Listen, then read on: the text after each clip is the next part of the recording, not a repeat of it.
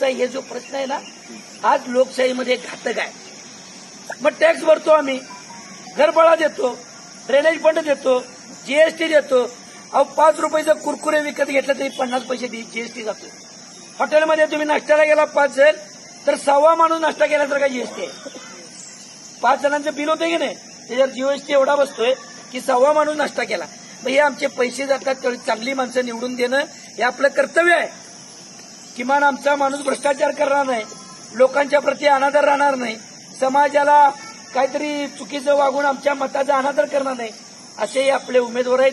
मग या उमेदवारामध्ये आपला उमेदवार उजवा आहे का डावा हे तर प्रश्न आम्हाला पडला पाहिजे का नाही, हे माझी तुम्हाला विनंती आहे.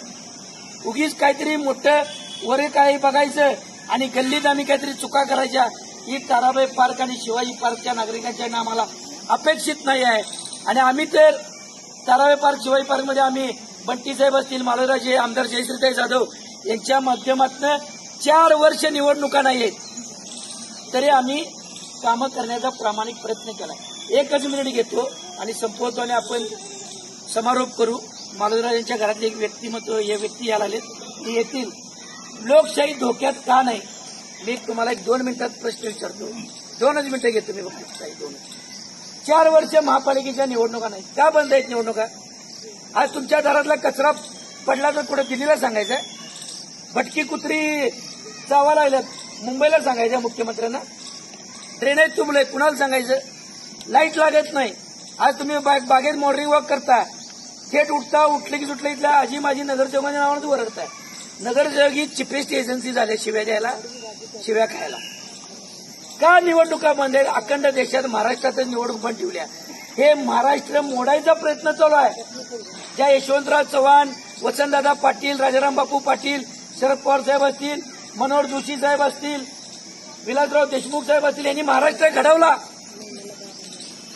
4 वर्ष महापालिकेच्या निवडणुका बंद ठेवल्यात.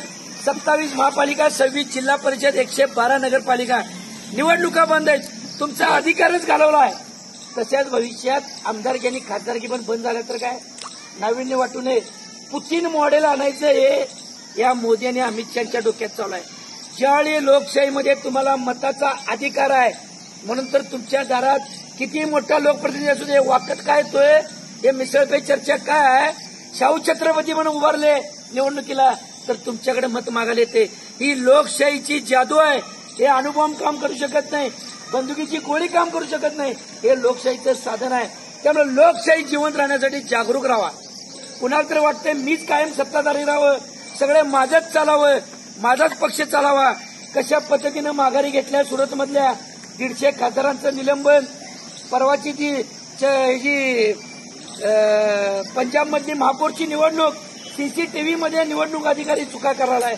हा धोका ओळखा आणि येणाऱ्या निवडणुकीत मतदान करा. पुन्हा एकदा विनंती आहे, लोकशाही टिकली तर आपले अधिकार टिकतात, माणसाला किंमत आहे. तुम्ही पैसे किती मिळवालाय, तुमच्याकडे गाड्या किती आहेत, सोनं किती आहे, तुमचा बंगला किती मोठा आहे, लोकशाही असेल तरच आपल्याला किंमत आहे. हुकुमशाही झाली तर आपल्याला किंमत नाही. मग त्यांनी वर कायदा केला 200 रुपये पेट्रोल, गप ऐकायचंच. कशाला विरोधी पक्ष उठेल, मोर्चा काढेल. उद्या त्यांनी 2000 रुपये सिलेंडर, ऐकायचंच. जीएसटी 30% ऐकायचंच.